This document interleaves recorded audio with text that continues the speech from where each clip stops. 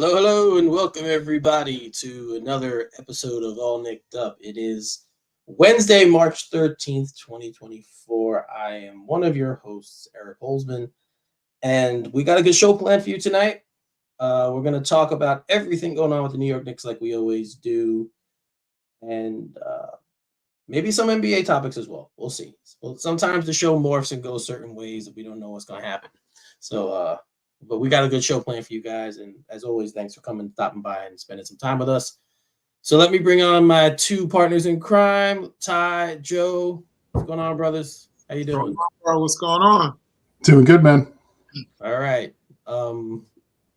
Yeah, a lot's gone on in the past, I want to say the past week. For one of the worst performances of the season, but arguably the worst performance of the season, to arguably one of the best performances of the season. You can make the case for both. So I have it set from horrible to sublime. That's how I have it set up. I pulled a Clyde Frazier term with the sublime there. But so yeah, man. So first, let's start with the bad. I think was it Sunday night's game? Was Sunday? I try to forget whatever night it was, but yeah, I know they played the Sixers obviously in a I want to say home and home, but it's not. It was a home and home, but it was a Knicks home, two Knicks home games, which is weird, which is very strange. And the first game, they were terrible, man. Couldn't buy a bucket, couldn't hit a shot. Defensively was there, but this wasn't even like a 90s game. This was more like a college basketball game. Like, seriously, it's like they were playing 40 minutes. The final score was 79-73. It was ridiculously inept on both sides. We didn't have obviously the same guys. But we did have Jalen Brunson back. He came back that night. They didn't have Tyrese Maxey or Embiid or anyone like that. Man, it was disgusting. So it was really tough to take and handle and watch. So so Joe, when you see a game like that, and what do you think they should do? Do you think after the game you harp on it, you watch the tape, you break it down, you just toss it out and move on to the next? It depends how the team's playing as a whole. I think if the team is playing good basketball as a whole, you chalk it up and just, all right, throw this out the window. Let's get back to work. If it's part of a trend, you hold people accountable. And I think the accountability part is really important with that. I have to tell you, though, I really have picked the wrong games to watch this week. I sat through every minute of that debacle. And I mean, it was horrible. Like, it hurt my inner child. It was just like, shook me to my core. And I wound up missing most of the game, the follow-up game that they played with Philly. You know, I had some work to do at night, and I kind of followed it on the computer and stuff like that. But that's the one I should have sat through. But, you know, they all can't be winners. But, you know, just seeing them respond like that, coming back off of a loss like that is encouraging. The good teams do that. I mean, everybody throws a clunker in every now and then. Yeah, I agree. I even said to you guys, I think I sent a message to you guys. If it were me, I would just toss this one out. Don't even watch anything from it. Just be like, you know what? It was such a terrible game. They haven't played like that all season. And I think the reason why we stick with them is because we always think, okay, they're gonna come back. Right. And when you think they're going to come back, especially against a team that's undermanned as well, you're thinking, okay, we have Brunson at least. He's gonna find a way to win the game for us. And man, it just didn't happen. But Ty, one player who was playing well and wasn't inserted back into the game, who possibly could have a scorer that, you know, guy who could score points, has averaged 23 times in his career, is Bojan Bogdanovic, who was the only Knick that night who shot 50%. No other Knick was close to shooting 50%. So we've had discussions about this offline. We've talked about this being a problem with the coach. So Thibodeau always says, the game will show you what you need to do, right? The game will But does that apply to him? Does that apply to the coach? No. That's an asterisk. That's only for the players. That whole game should replace the shit emoji because that's exactly what we watched. That was the worst game I've seen in years. I not just Knicks. I just think it was one of the worst games, and it just happened to be in the team that we root for that actually played it. It was like literally like a pickup game from a bunch of us going out there and just saying, hey, when you go out and mimic your favorite player, you're missing all the damn shots and you're yucking it up on the side, but it's just a horrible looking game. But we do talk about, silver linings and everything. And one of the silver linings was Bojan. He actually had it going on. It might have seemed like a minimal amount as far as the points, but in a game where you can't score, if you have someone who's hot, and hot at that point was 4 of 8 and 10 points, you pretty much just let that guy rock out and see what he has for you, because that's what bench depth is for. That's, some of these guys come in and they have big moments. Any guy who would have gotten hot and went on some sort of scoring streak, which is what I think Buddy Hield did, and I forgot the center also. These guys just made a couple of buckets, and that really was the difference in the game. Yeah. It baffled me when I watched Bojan come in, and I'm like, okay, well, at least we got somebody in here who seemed to be somewhat efficient from the floor. He was immediately, yanked out for Precious Durant. He just came into the game, and Precious Durant came in and subbed him out. I'm like, Precious Durant hasn't hit a shot all damn night. So why would you sub in that kind of player? And that's everybody knows I like Achua, but it's just more so, why would you trade defense when guys is technically blocking their own shots in the game? It was just a terrible game. So the need to switch out and put defense on all of a sudden made absolutely zero sense in my book. The game showed you that you needed scoring because you were in a serious scoring drought. I mean, one of the worst scoring games, we go back to even, 2016? I find it even hard that in 2016 someone put up that kind of an atrocity on the floor, and the fans didn't revolt. It was just a terrible game. It didn't even mimic the 80s and the 90s where you had those low-scoring games because you knew defense was applied. That was the reason why those games were kind of, is a slowed-down pace, grind game. We can understand those games being low-scoring, but, man, this century, to put up that massacre on the floor, and the coach over there goes, no, we don't need offense. Let's put in more defense.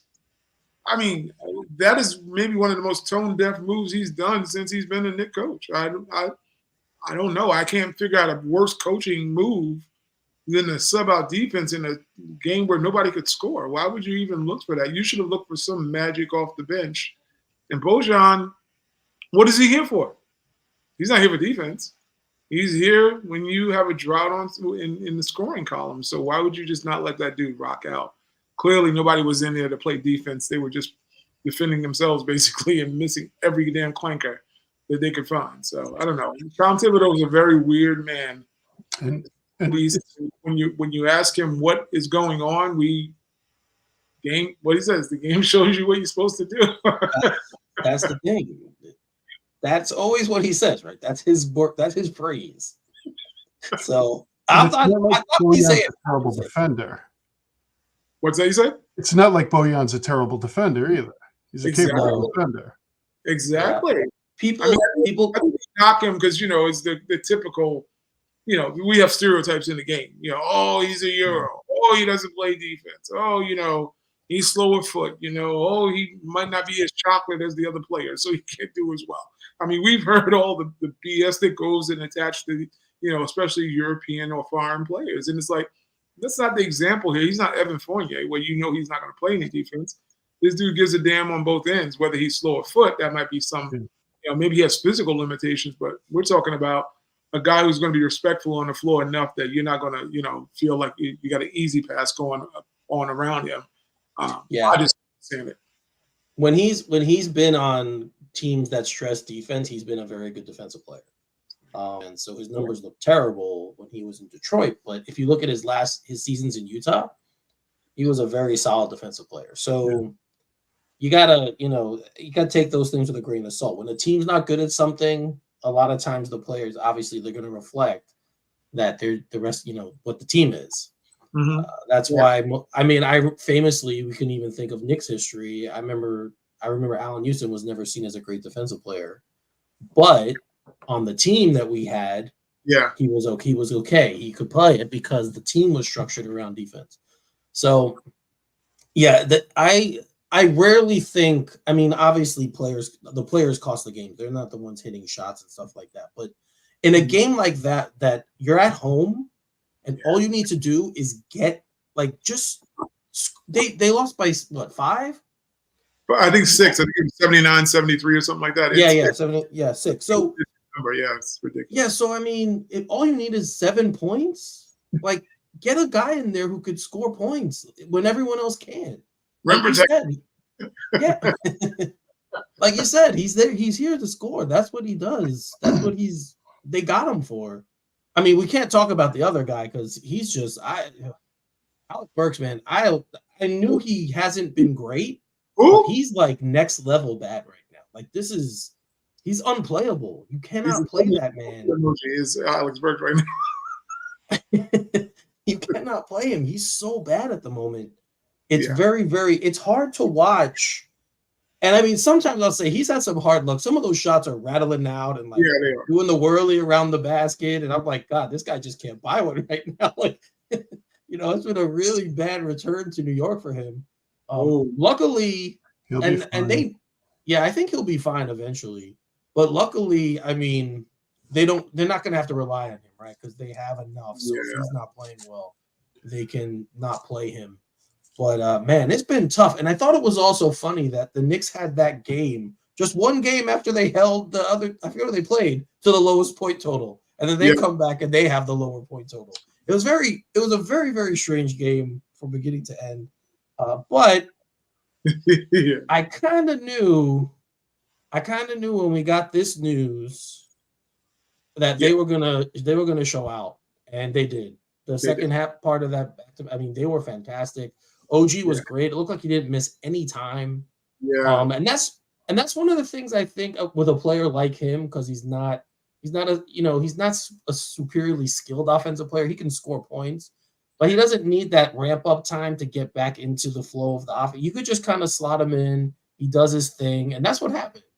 He started, and he really looked like he didn't skip a beat. I was a little scared at the end. I saw him icing that elbow, so I'm like, oh crap, what's going on here? Of course, I'm gonna freak out. They're showing that on the bench, but he was fantastic. So, what did you guys notice just by putting him back in the game about the flow of the game for the team? What did you guys notice? Okay, I didn't watch the whole game. I just followed it, so I'm going to kick that over to Ty. Okay. Oh, okay. Well, for me, it was just the fluidity. I mean, we watch, much like you said, Eric, he just seamlessly fits in and he does his job. The thing that I'm noticing about him is he's gotten way more confident in his offensive game, something that we had, people that talked that he wanted a bigger role in Toronto, playing in the offense. And now we're starting to see him kind of get his footing as a Knick. That spin move, courtesy of the tutorial of Julius Randle, according to Eric, in the paint, in the area where he actually completed his. He didn't get dizzy. He didn't pull the Booker T and sucker. He did none of that. He just did a 180 and he finished with a two-handed dunk in the lane. We saw him take guys off the dribble. Give him a little nudge and got the spacing. He hit that little corner jumper. I mean, just a phenomenal overall all-around game from him because you're starting to see a 3-and-D player or a two-sided player, a guy who can play on both ends of the floor, which is something that I think we all had a little bit of a question mark about. You're kind of thinking that he's going to be this corner 3 person and he's just going to play a lot of great defense and that's all you're going to get from him. But, man, that one steal that he got, he was like a cat. He was like a panther, like low to the ground, got the steal and jetted up the floor. And then all of a sudden, you get he's just yoking it at the other end. I didn't know he was that athletic when watching that play. I'm like, this dude is a smooth operator on the floor. more so than I ever thought he was. I always thought he was a little mechanical when watching him in Toronto, but he just seems like, when we look over this trade a couple of years down the line, hopefully he is here. I'm more sure they're going to sign him. Man, this just worked out. And he just does not disrupt anything that this team does. He just only has enhanced everything that's been great about the Knicks, especially we saw in the month of January. We were a top echelon team in January, and he had a big part to do with it. And I couldn't tell you one thing that when I look at him, like, oh, he's really doing, but he's doing, but I can't say that. I can't point to one thing, because I've said to Eric in private threads, and I think I've said it even on here, I would have thought the things that he's doing, RJ could have done. But for some reason, it has just worked so well where the movement off the ball, the finishes in the lane, things that RJ is clearly capable of. We watch what he's rocking out in Toronto. He's doing good in Toronto. It's not like he regressed. He actually got improved. I just didn't understand how when coming here with OG, it just clicked. Brunson started passing better. It was just a lot of things. I don't know if it's just, I don't want to say it's a personality issue. It looked like it was a personality issue when you think about it. But, they seem to love RJ. But OG Anunoby, or Guguwa, as I call him, he fits in great with this team. And it's just much like last night, he came in and it was seamless. And he's a dog, man. Putting him and Josh Hart on somebody, it's going to give somebody's ass is going to catch a heat rash trying to deal with them, because they literally pick your pockets. They play in the passing lane. They're tenacious. They get at it. He fits. He fits. I don't know what the specialty is. It's like he's scoring 35 points. He just fits. Yeah, he doesn't need the ball, right? That's the thing with him. He doesn't need the basketball to be effective. And with, you mentioned RJ Barrett did need the ball. Like, he's a guy who's better with the basketball. So, the trade right now looks like it's working out for both sides. RJ's been playing great in Toronto.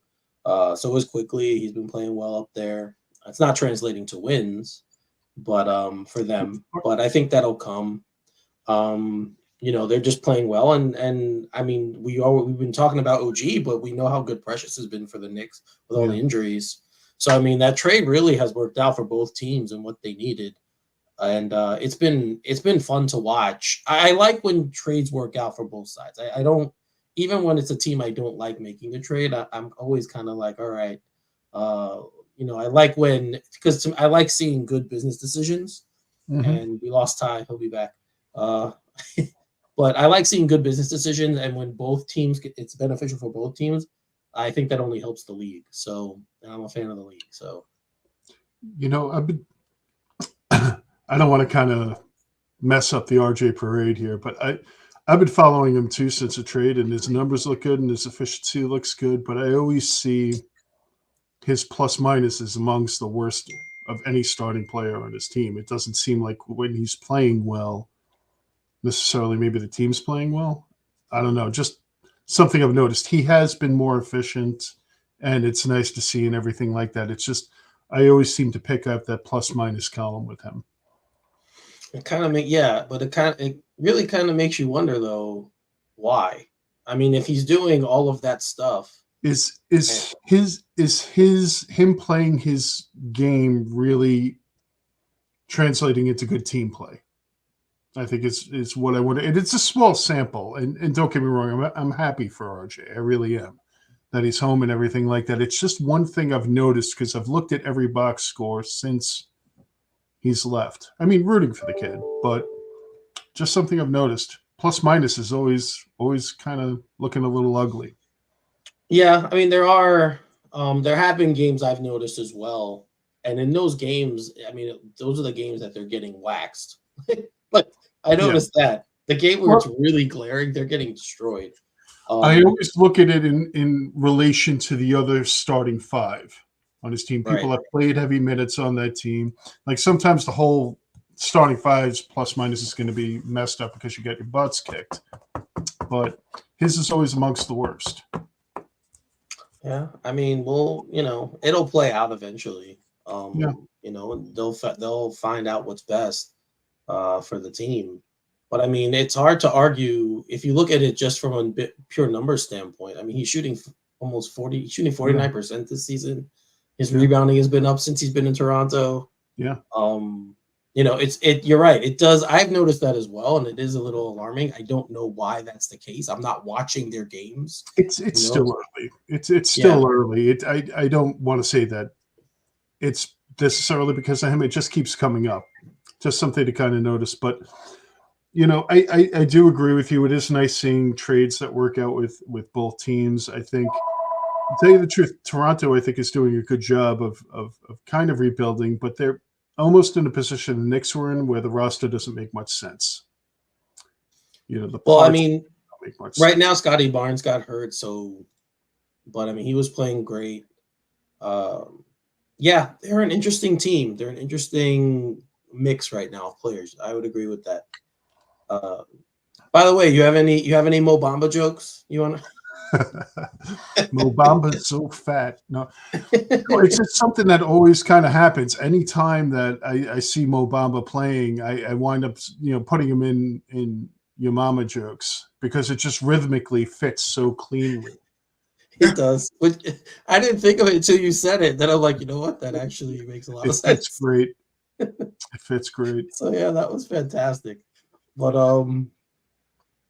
yeah, so we have OG back now. We know we're supposed to be getting back other guys. You know, in the future. It seems like I feel like Randall will be back within the next couple of weeks. At least it sounds like that to me.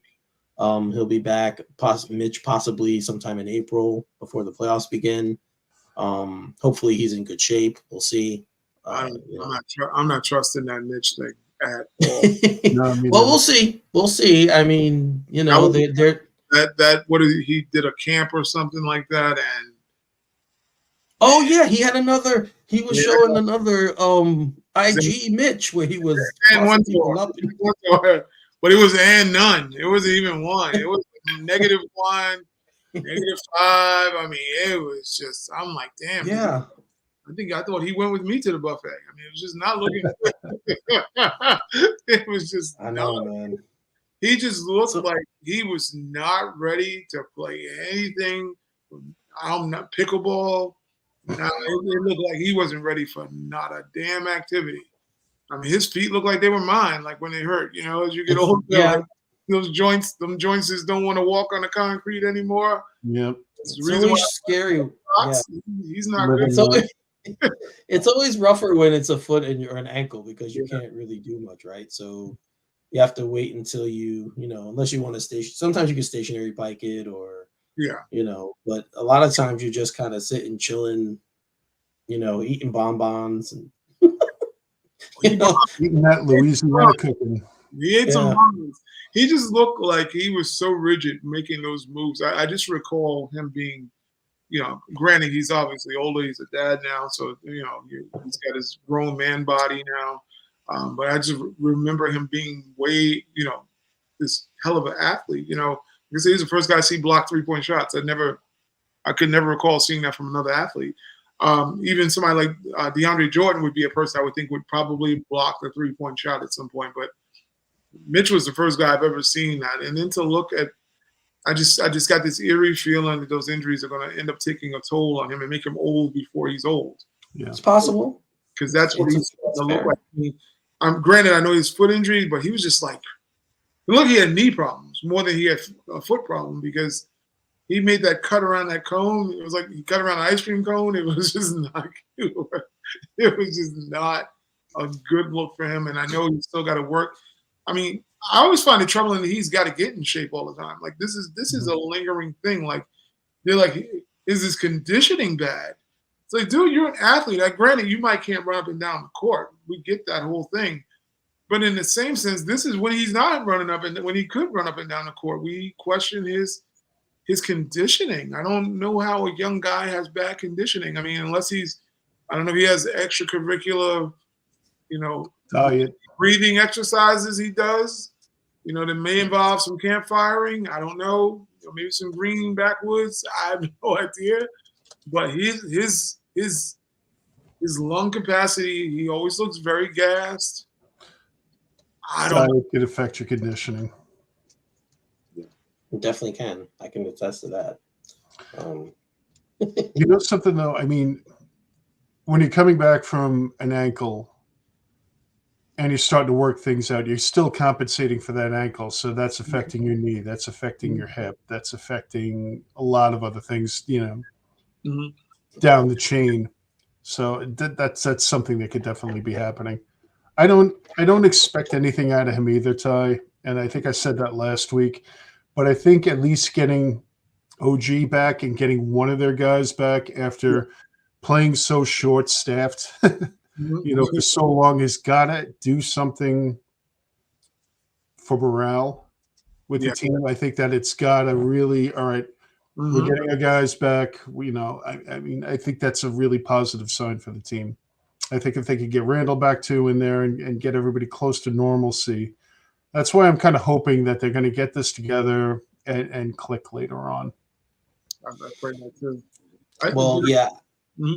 They need to get. I think for them to have a little time to work through some of the rough patches and get everyone back acclimated, they need Randall back by the end of the month, I think, or early April. If he comes back after that, it's going to seep into the playoffs, and it's going to be a tough tough transition period. And we saw how he started this year coming back from the ankle surgery, how bad he was early on. Yeah, so he was.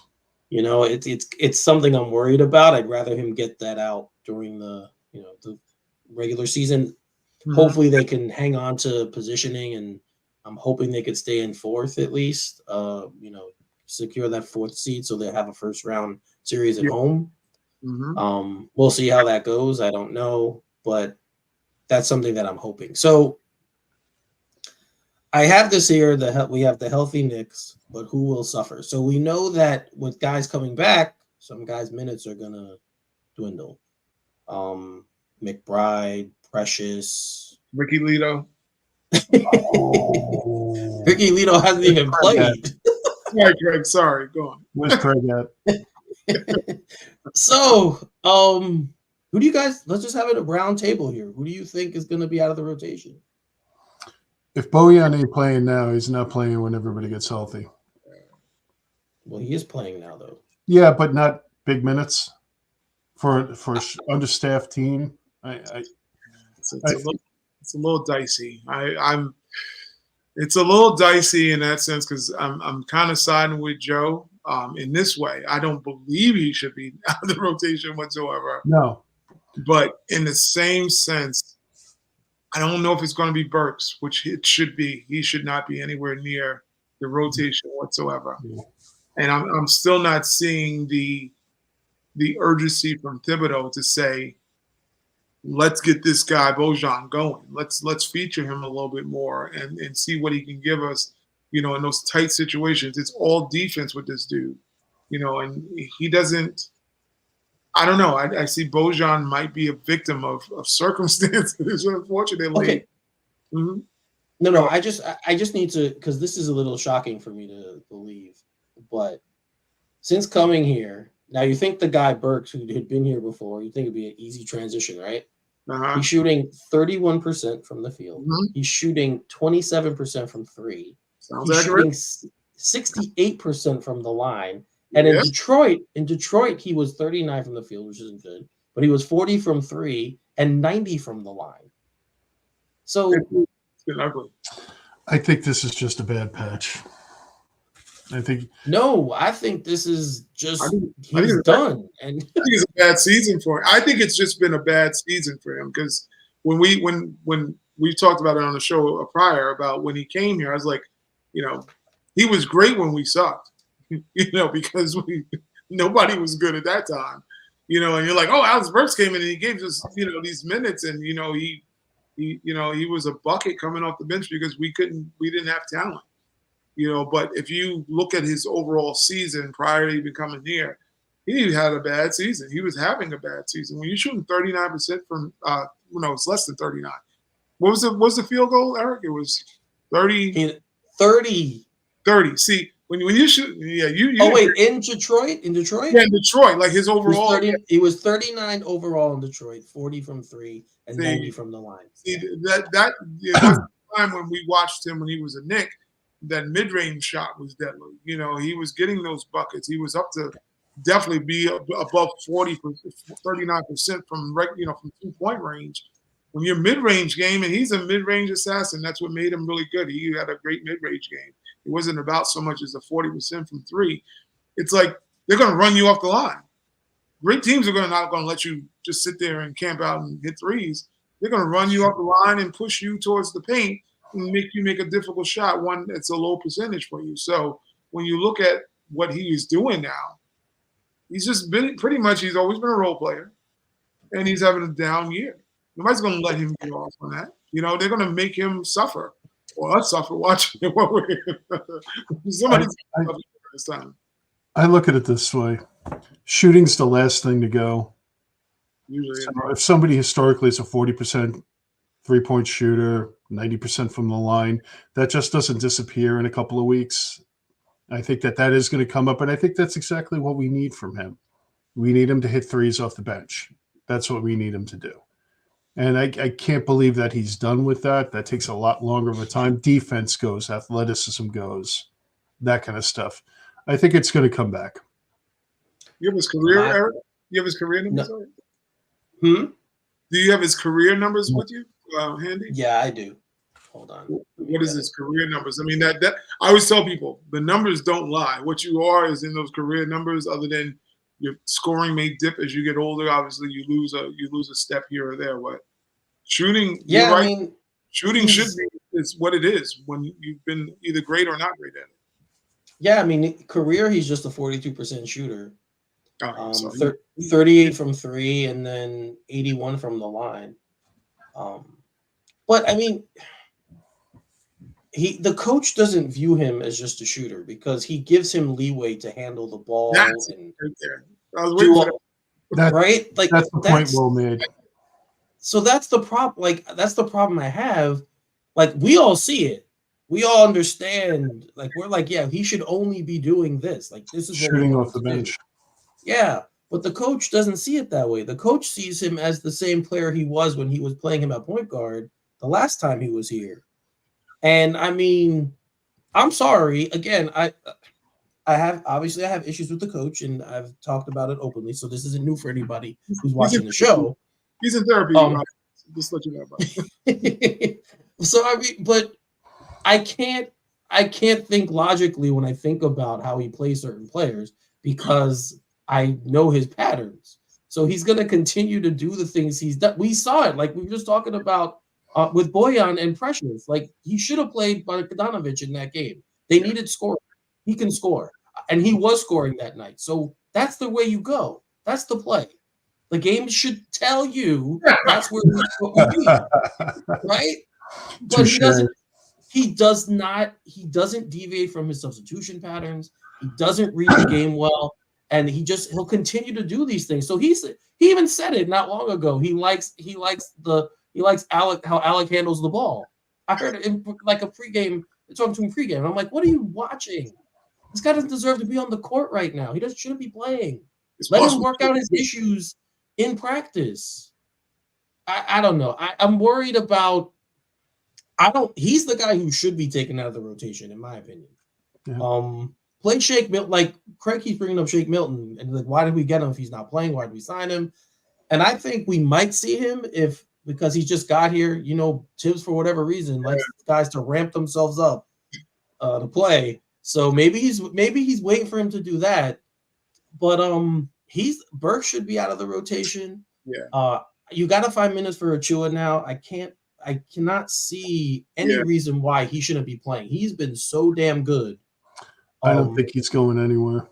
Yeah, I think he's take him out. So and it'll probably be if that's a place where they could tell Mitch, hey, we don't need you to come back. Yeah, you could rest that ankle and be ready for next season. They could use him at center and get some minutes, but then like you need Hartenstein to ramp up, and I don't know if that's going to happen. I think that's a big question mark. Is Hartenstein's his minutes cannot be high. I think he's been playing 20, right? He's been averaging 20, and I don't think it's going to get past that. To be very honest, he's obviously playing in a lot of pain. I mean, the guy's got a heart of a lion. He really does. But you're watching him labor, though. You could see that he's got a certain cap on his minutes because I don't think he can go past those minutes. Right. Precious Achiuwa, and we've talked about him. My joke is always, this is the Precious Achiuwa trade, not the OG Anunoby trade. Right now, you're right. Yeah. Right now, I mean, when you look over what he's done, where would the Knicks be if Precious Achiuwa wasn't in the lineup? I mean, when you really, and I'm more than sure we've all joked when he came over, oh, this guy's a throw-in. I mentioned it on one of my posts. Became a throw-in dude, and needless to say, he's not a throw-in player. He's been one of the most important players on the Knicks squad. I mean, he just brings it every game. Like, if he was taller, you don't need Mitch at all. I'm sorry to tell people, if he was taller, you would have a nice three-headed monster, whatever you want to call it. If Hartenstein's in your future, that dude's got some game, man. I never thought he was going to be that good as what we're seeing. So, dude, Miami drafts well. What's that? Miami drafts well. Oh yeah. They know what they're doing. They do know what they're doing down there. That's Miami pick. Miami first. I also think he's one of the guys. He's one of those guys who really embraces. He's from here, so he embraces playing here. I think that is one of the things with him that he really, really enjoys being home now, playing in front of the hometown fans, and he gets that part of being a Knick. So it's nice to have him and see him. But I'm looking over the roster. I mean, if everyone comes back, if Julius comes back, we know the coach is going to play him 38, 40 minutes first game. Like, we know that. That's happening.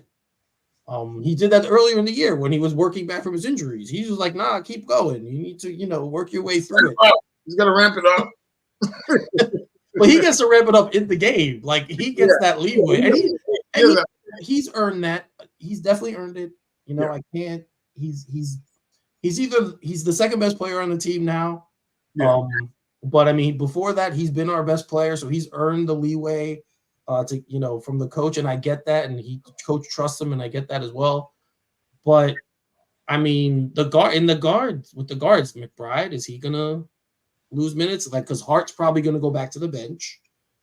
So then someone has to slide down in the pecking order.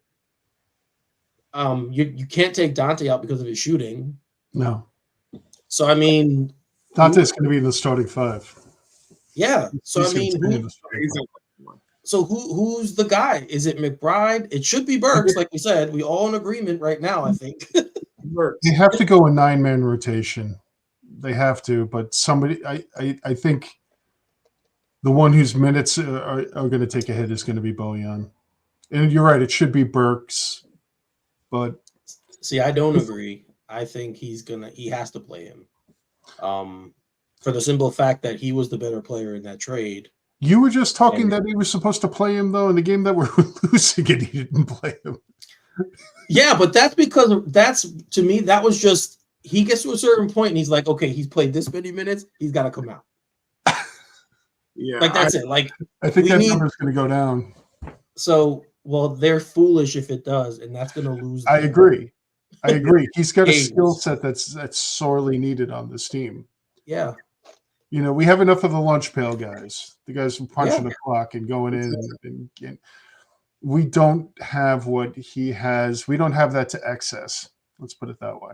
No, he can shoot. He create his own offense a little bit. Yeah. Like, he needs buckets to get the best out of a player like that. And we've talked about this when it came to Grimes. Shooters and offensive players require flow. You can't expect to just shove them in the game for 7-8 minutes at a clip and expect them to blossom necessarily. The more you have him out there, the more dividends he's going to play as a shooter and as an offense creator. Yeah. But And I think that's what they you can need. plug in and they'll play defense. I think that's where the problem is, though.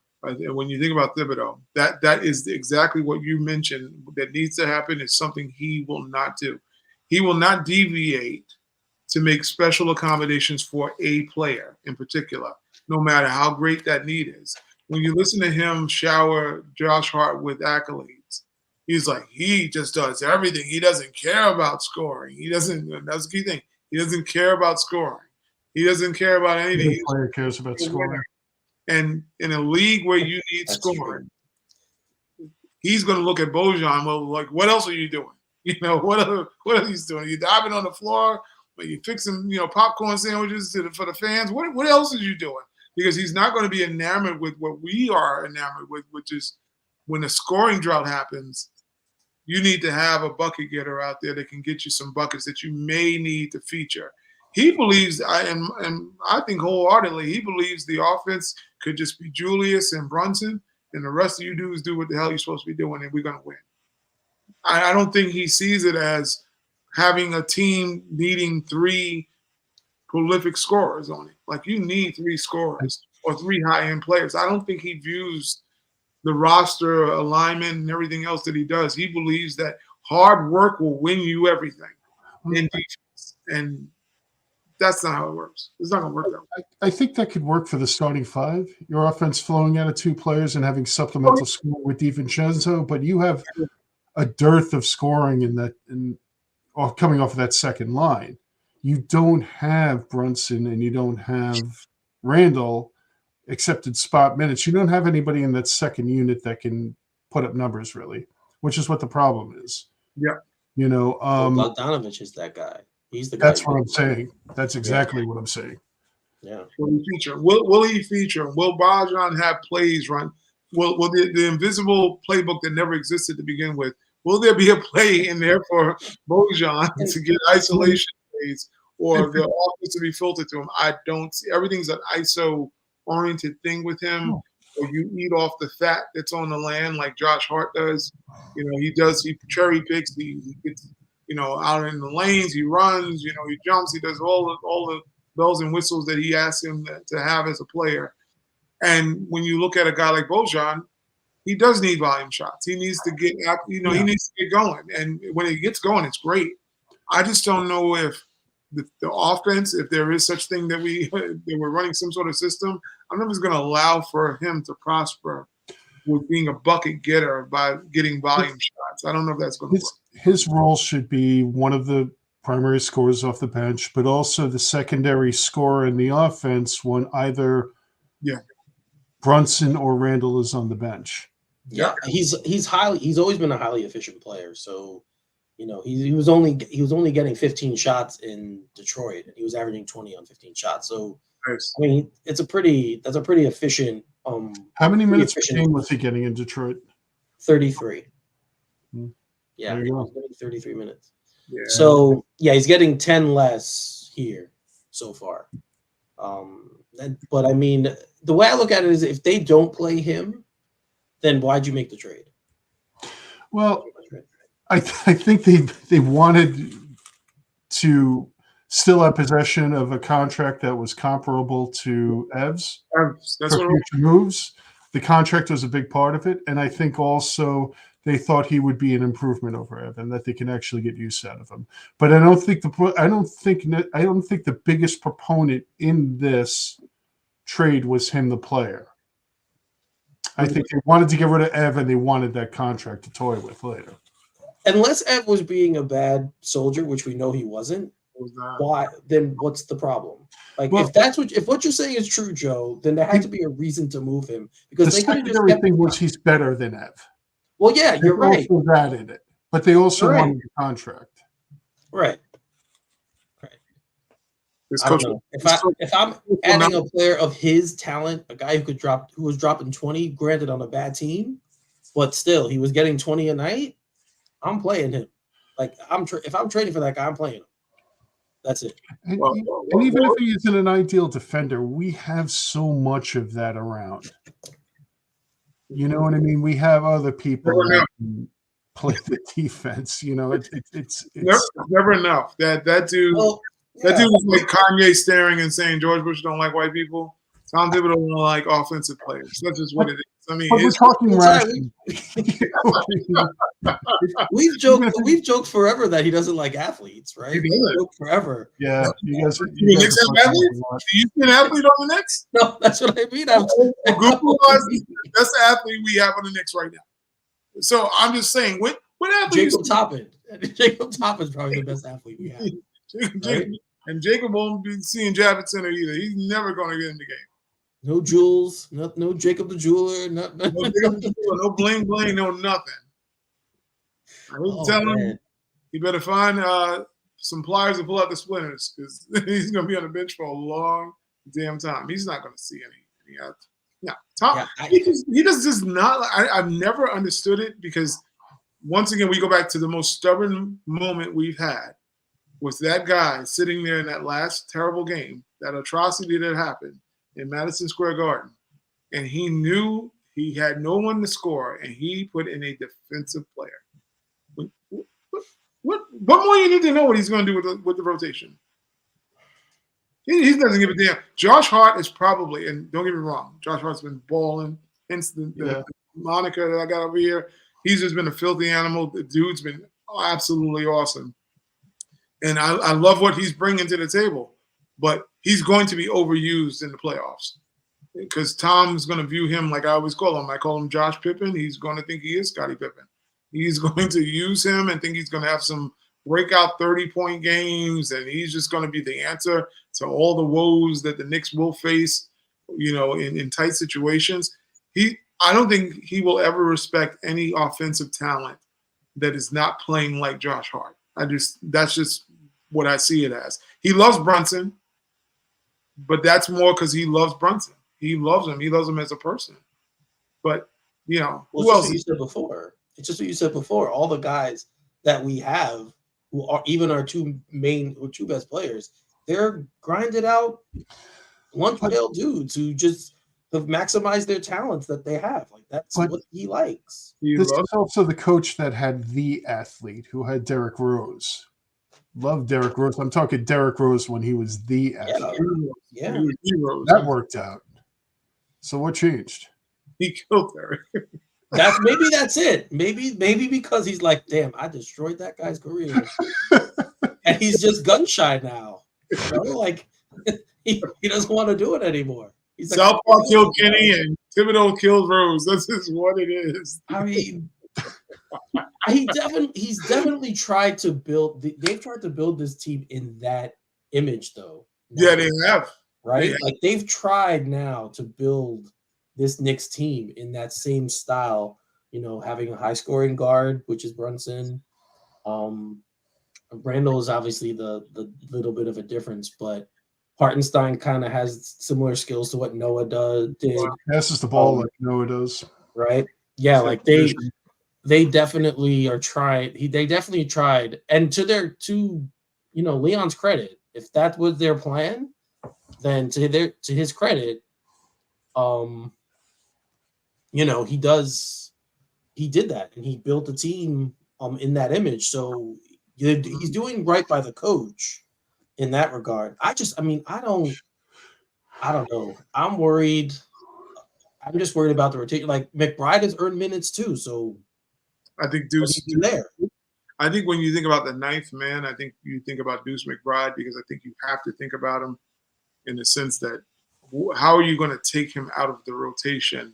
That's what I mean. When he's doing absolutely everything that a Tom Thibodeau player, he's earned it. And he's been lights out. He's just been very good. I don't know. If anything, we've seen these guys pull up to the table now. The Josh Harts, you've seen, Deuce, you've seen Precious. I don't think that when you look at like a guy like Alec Burks, you look at a guy like Bojan, I don't think they've earned the cachet right now to say sit one of those instead of in lieu of me. I don't think that you can see. That's fair. That's why I don't think Shake is going. He can shake what your mama gave you all he want. He ain't seeing no damn minutes. He just might as well just sit on there and get his pom poms out. His ass is gonna be glued to the bench. He ain't seeing no minutes. Sorry. Is Shake Milton the CAA client? He's a CAA client. He's going to see. There had to be some assurance. AAS on that. There had to be some assurances. So there was no way he was coming here. You're going to see his AAS on the bench. He ain't coming. What? He's not going to start. He's not going in front of McBride.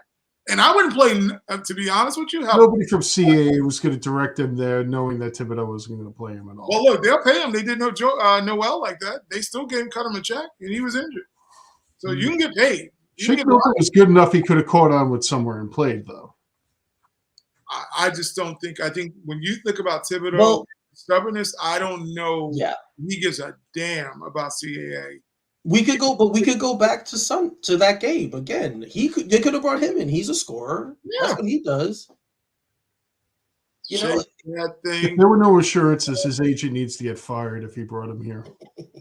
It might be Leon Rose's son for all we know. So, look, he did it to Obi. Obi's represented by Leon's son. Yeah. Think about that now. He did. Yeah, that's true. Obi's arse right on the Indiana. Is he still repping Obi's son?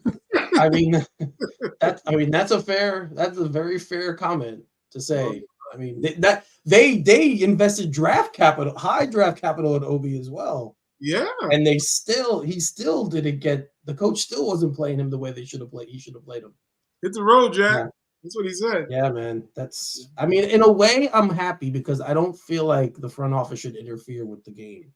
Like, you hired the coach, let him do what he wants. So in that regard, I'm glad that they're not like, no, we picked him 8. You need to play him. You know, I wish they would have done that because I like what he brought, but I'm glad they let the coach do his job in that regard, because that would be a whole other level of mess if they were like, no, play him. You need to play him. I mean, we've seen that in sports before too, and it never works out well when front office is mandating players. This has a track record of not giving a damn. I mean, I can respect it to a high level that he doesn't care whether or not what the fans say, what the front office says. He's going to play his style of basketball, and I have high respect for that. That doesn't make him right. Right. But I can respect gangster on saying, look, I'm going to stand on business and stand 10 toes deep. I'm not moving off of what I believe in my philosophy. I just think it's going to cost him at some point his job, and it's going to cost the Knicks big if you don't allow to go deeper into your bag of tricks as far as what players. So clearly, he's not invested in playing offense. He's not invested in offense at all. I mean, we'll just throw it right there. No, I mean he's give a damn. He's a Van Gundy disciple. Like he might be worse than Jeff. I think he's essentially, isn't he like if you're talking Batman and Harvey Two-Face, if Thibodeau's one side, is D'Antoni the other? Yeah, I mean, you could say that. D'Antoni doesn't care about defense. He just cares about offense. Like, are they like mirror image? Like, I think so. Because D'Antoni thought you can outscore anybody. He didn't give a damn. Yeah, defense is just effort. You know. Yeah.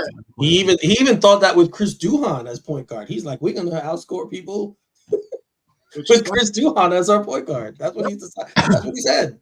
That's what I'm doing. He does not buy into the whole. I remember, I think it was Phoenix. They tried to get him to hire a defensive coordinator. I think he got fired after that. He was like, I'm not, doing that. And it's like, well, imagine that if Phoenix actually had somebody vested in defense with that offense he was running. I don't know if Thibodeau's just completely. He's. I told you, he's a blunt object. He completely wants to just hit you over the head and drag you. That's all it is. No sophistication on how he hides the body. You don't leave blood trails, splatters. You don't need Dexter to come in. He's just gonna say it was me. I was the one. And he's just gonna fingerprint himself and throw himself in jail. He's not gonna do a damn thing different. And like I said, it's great to watch sometimes the grittiness the Knicks play with, but we do see sometimes they're not sophisticated enough that when it comes down in the clutch, you're going to be still depending on Brunson not turning over the ball and making a big play like we saw in Miami, because that's what you're going to be waiting for, because he's going to rely and lean heavily on that kind of guy to come through in the clutch and just make magic happen. And you guys do the rest, make sure you're playing great defense, but we're going to let one guy do all the magic. That's going to be well, we saw what happened to D Rose. What happened when he played in Miami against Miami? He's going in there with all the most athleticism you can get out of any player probably is Derrick Rose. And he went in there, and Tom Thibodeau believed Derrick Rose and the Tito's were going to go in there and beat Miami.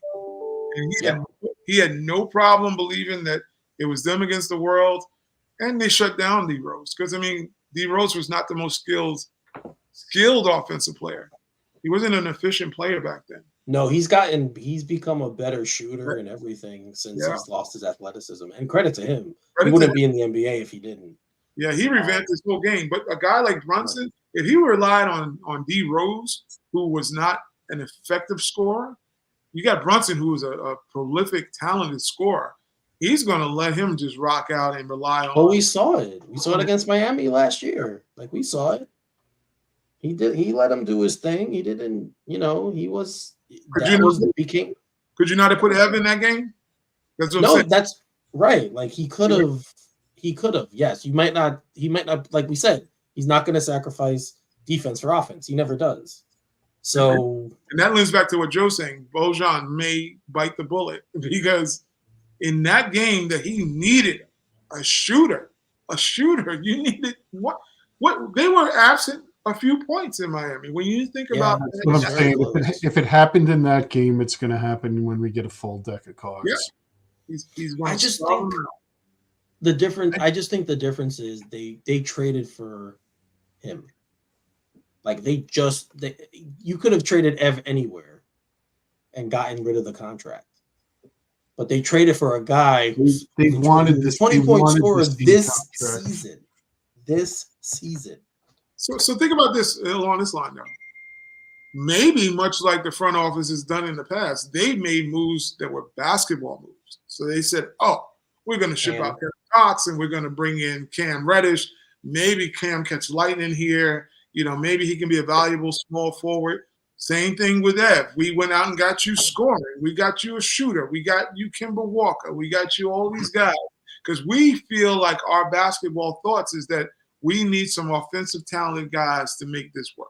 And what he's done is did this. I can't throw the finger up that he threw up to him and said, "I'm doing it my way." He could take the whole Frank Sinatra and it's going to go my way or the highway. And they saw maybe a broader view that he's unwilling to see because he still will go back to shortening a rotation, saying I'm relying on these guys. And he does he squeezes all the juice out of an orange. So he is effective with making sure that the product on the floor is competitive as hell. But that is not going to win everything in the NBA when you are talking about the title. Yep. Yeah. And that's what we're missing is that coach who will see the whole picture of I need to do X, Y, Z also if we want to win a title. You'll win the regular season championship with Tom Thibodeau. You will. That's what I said the other night. We're at that point. We're at that Mark Jackson, Steve Kerr point where you might have to get rid of a successful coach and bring in a guy who can bring you over the finish line. And Joe, that's to your point as well. You've been saying you don't think he's going to be around too much longer. So I love Tibbs. I'm grateful that he's come here and done what he's done. But I've said this multiple times too. We need someone like Rick Carlisle. I look at him as the kind of coach that I think could push us to the next level, that could sit there and turn around and go, this is what I have, and I'm going to maximize that. It's not going to be what I did before. It's not going to be what I did in Dallas.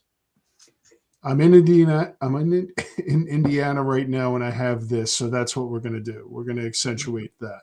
We need that kind of coach. I'm telling you, I've said it for a while now, and I still think this. The Knicks' next coach is going to be Jay Wright. It smells like Villanova teen spirit.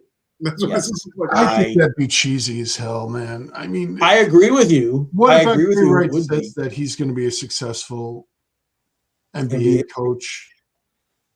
All I can say is he's everywhere. He took two programs that were kind of teetering. Well, Hofstra he basically built, and then he came to Villanova, and they were teetering and turned them into a national power. I mean, in college. Yeah, but I'm saying if he was going to come to a team, you would come to a team where you have players who know how you coach, and the Knicks have 3 of them. So, and their best player is a guy he coached to National Player of the Year. Brunson was the College Player of the Year. Maybe 3 of the best, 3 out of your 5 best players played for. Yeah. So I mean, that's why I think it's an easy sell for him. I'm not saying he wants to come to the NBA. He might not, but if he does, I think that's the next guy. I think that's the guy they would hire to try and push them over the edge. I'm starting to think it's more likely than not that they re-sign Thibodeau. Oh, I think he's re-signed. If that happens, but if they fizzle out this year again, if Julius comes back and he's playing well and they go into the playoffs and they get to the second round, they can look at him and say, look, this is as far as you can take us. You can't take us further. We want to get a coach. We need to get a coach who can. It's not the first. I mean, we've seen, like I said, I brought up Mark Jackson, Steve Kerr. Yeah. There were other reasons why Jackson got fired as well, but the main reason was Shot himself in the head. Yeah. Well, we saw with the players were kind of tuning him out. We saw with Nurse too. You know, Nick Nurse took over for I can't think of his name. Coach in Detroit. Casey? Yeah, Dwayne Casey. You know, and they won the title. So, you know, you see these situations where Jason Kidd, same thing.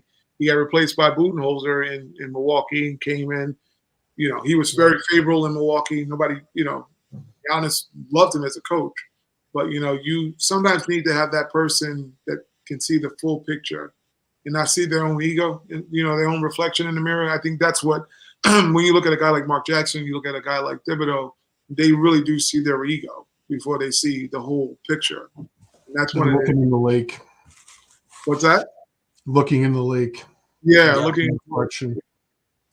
And it's like now, I mean, you got – I was laughing. He was talking about college coaches. Rick Pitino just keeps popping up everywhere in the Knicks game. I think he might be trying to get his hat in the ring too because, you know, he doesn't – I'm hoping for Eric's sake that he stays at St. John's. I think he's going to. I think he's going to stay for a few years and rebuild the program. I hope so too. They've been playing great since he called them out publicly. They've been playing fantastic. Yeah. So I mean, you know, he's one of the coaches too. Yeah, I mean, if they win I think they're probably in the tournament already. But if they win tomorrow, they definitely are. They'll be in. Which, if you look at how this team was built, he only had because of NIL and the transfer portal, the whole team that he took over last year left except for 2 players. Oh wow! He just got a bunch of 5th-year seniors. Some guys from Iona followed him, and he's built the team in a short amount of time. So, you know, I think his name obviously carries a lot of weight. People know who Rick Pitino is. I think St. John's. I think this is a job he said that he wanted. So I think he's going to stay for a little bit, try and get the program back on good footing. And then there's rumors that his son, who's coaching, I think Princeton or somewhere. I think it's Princeton.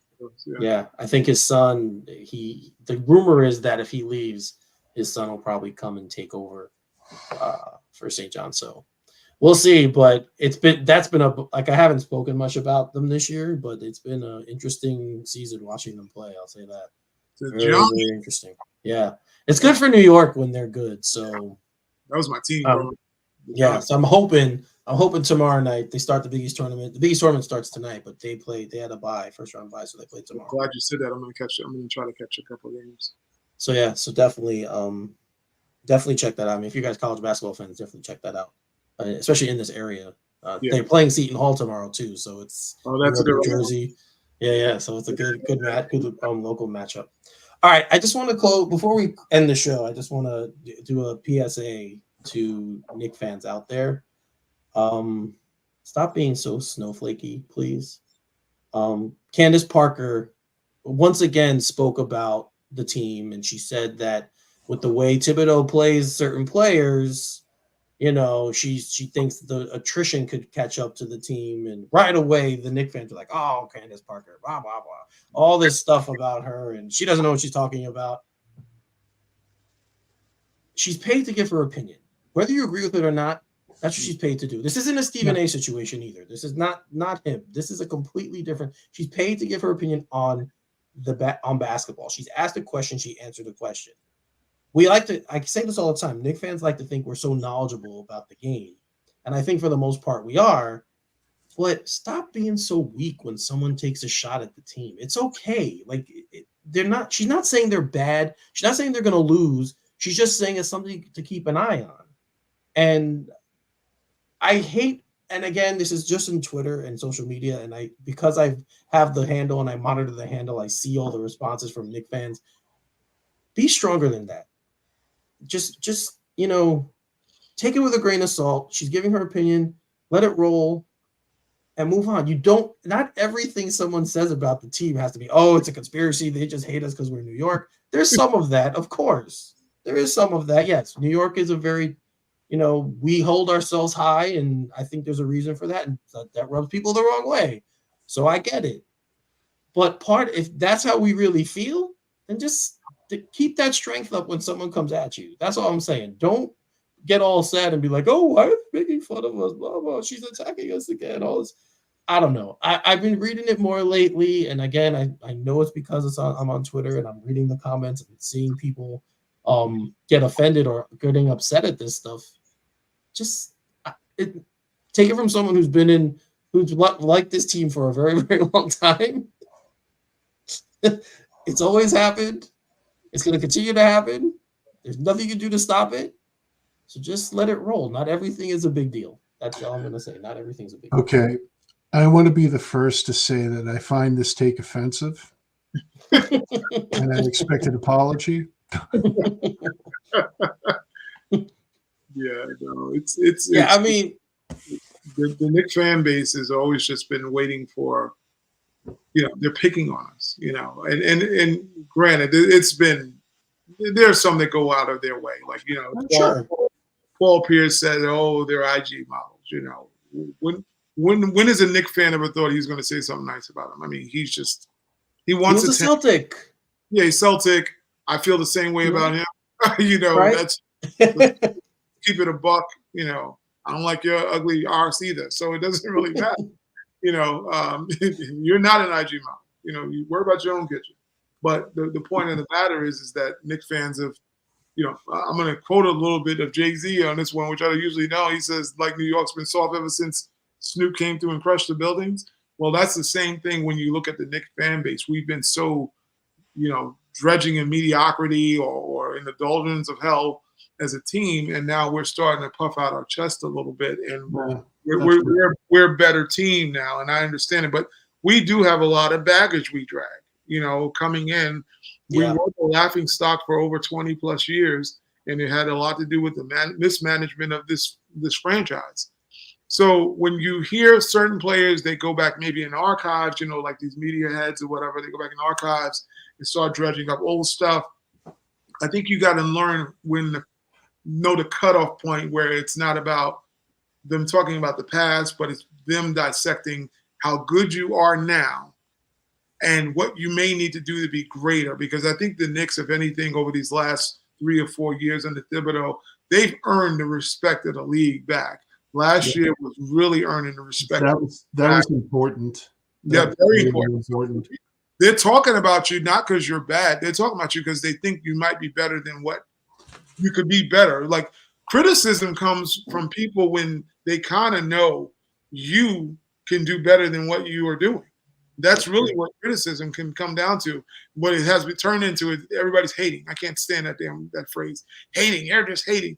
No, you're offering an opinion that may be constructive criticism, and it's okay. That doesn't mean you got to take it and smoke it in your pipe, but that doesn't mean you should not give a listen. If she did say something about the attrition of the Knicks is nothing more than we brought up, saying stop playing these guys for 50 damn minutes, because they might need something in the playoffs. So she's not. There's always been Knick hate, and I think that's what people react to and everything like that. But people have to be able to discern that from an objective take. Yeah, right. Yeah. That's what I'm saying. Yes, but people have their backup, I think, because we've got, pardon my language, but we've been shat on so many times, I think, by the media types. I understand it from the Knicks perspective, kind of, but Erica is right. You have to be able to discern when somebody notices a flaw in your team or has an objective take in their professional opinion. That is all fair game, and it can be eye-opening too, because a lot of times a lot of fans see their team through rose-colored glasses. They just do. But that's why these people get paid money, to kind of stand outside, give objective takes, and maybe kind of open your eyes and your mind a little bit to things. You don't have to agree with it, but I think it's a good point, Eric. Right, and I mean, she made the comments about Brunson earlier this year, and I said this before. I didn't have a problem with her take on him maybe not being that level of player. My problem was she said he had a bad playoff second round last year, and he did not. That was the problem I had with that comment. So I know a lot of fans got up in arms about that, and that's fair. She was wrong. So come at her with all the heat that you want to. But when she's just giving her opinion and just saying, you know what, the coach plays the guys, he plays his stars heavy minutes. The attrition might get to them. And like Ty said, this is something we've all said, we've all worried about. Yeah. So let it be. That's what she's just giving her opinion on this one thing that most Knicks fans probably think deep down. But because she's saying or someone else is saying it, it's like, they can't say that. Why are we getting that? I don't know. I think that became more of a run-on sentence with her. It's like they didn't separate from the Brunson thing that she said. Right. He's the enemy. That showing. Yeah. Same thing with my biggest complaint about any Knick complaint or criticism is when it's not an educated take or it's not founded information. Or hyperbole. Like someone like Becky Hammond when she brought up the whole thing about Brunson being too short and she just kind of just in a snarky way said, "Oh, you guys don't know what you're talking about." No, you don't know what you're talking about. See, that's what the problem I had with it, because if you follow the history of the game, what she said was not all the way true. She just needed to not be dismissive and say, "Oh, I play in this league." That's like people saying Jeff Van Gundy, he didn't play in the NBA, but he can't coach. Don't dismiss someone's knowledge or the history of the game. And Candace Parker, once again, she misspoke about Jalen Brunson. She probably should have just kept her mouth shut and said, "I don't know," because she was defending Becky. See, that's you have two people to get together, and all of a sudden she's like, she wants to defend her girl, and because people were getting at her about it. So, I'm going to double down on the ignorance. That's when people don't have their own opinion. But in this particular case, those things are separate. The Knicks do have to worry about being overused because this coach has notoriously overused players. Talk to Luol Deng. Yeah, I mean, he may not have killed their careers, but he shortened them. Oh yeah, definitely. Noah, Luol Deng, Rose, Noah, obviously.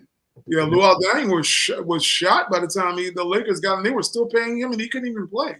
I think he's still in therapy. And we know what happened with Noah. Yeah, we were the next. Knicks fans got the residual residue from the stench of that contract for a guy who was done. He was gone. So I know. Well, time to put a bow on this one. Yes, sir. Yeah, we went through it. We went through a lot of stuff, a lot of topics. So I want to thank everyone as always for watching. But before we go, guys, tell them where they could talk to you. Okay, you can find me on X at Upstate Joe, AKU, and you can find me on the fan page. And a note about the fan page, if you guys are not catching the game recaps that Ty is putting out, you are missing out. It is insightful and excellent journalism. So you guys need to check that out. So please check out Ty on the game recaps, puts a lot of thoughts into them. Check them out, comment on it. Thank you. I agree, man. They're entertaining and insightful. So thank you for doing that. Ty, tell them where they could compliment you on your or not like my ass. It's one of the two. Anything. Right? I'm kind of flexible. I got rhino skin. I don't care. I'm not emotional and all that stuff. It is what it is. But you can catch me actually on the old Knicked Up fan page doing my recaps. Trying to share as much information as I can with our fan base. Like I said, I screenshot a knee. Everybody's seen it now. We do a full service podcast here. So please do come and engage with us. We enjoy back and forth, obviously. And informing you about news that we get updates as far as Twitter or whatever. We're just trying to keep us all in the loop. We're all one big Knick family at the end of the day. So, Brandon, you can catch me on the X also, and as well, like we said, Genius Scribble Inc. Genius Scribble on X, and also on the fan page. So come holler at your boys. Thank you, Ty. And my information is on the screen in front of you as well. At Finally33 is my personal Twitter account. At all_Knicked_up is the show account. That is where I discuss the show. That is where the show is also broadcast every Wednesday night that you're watching here. So if you guys are interested, give us a follow over there, and a like and a follow, and you'll be alerted to whenever the show posts up and goes live, you'll get an alert and you'll be able to watch us there. You also can comment there as well. So if you're interested in interacting with us, you can now do that on Twitter, which is very, very new, and I'm still not sure how it works, but it does. So I'm looking forward to we love interacting with you guys, so check us out over there. I also do a fandom pop culture podcast called Straight Outta Gotham. At @straight_O_G is the Twitter handle. You can find us anywhere that you find podcasts: Spotify, Apple, Google Podcasts, iTunes, Podbean, all over the place. You can find us if you're into fandom and pop culture. We discuss movies and TV shows, and I just posted a show last night. There's a new Friday the 13th possibly coming. Really? Yep, there's a new one. The guy who owns Blumhouse wants James Wan to direct it, so we talk a little bit about that. Neff Campbell is returning to Scream as Sidney Prescott for the next one. So if you're interested in that, we discuss all that kind of stuff on the show. So definitely check us out. Again, Straight Outta Gotham, anywhere that you can listen to podcasts, and at @straight_O_G for the Twitter handle to interact with us there. All right. So that's it for this week, guys. Again, thanks everyone for the support. Continue watching us. We love it. And for Ty and Joe, I'm Eric. You're watching All Knicked Up. See you next week.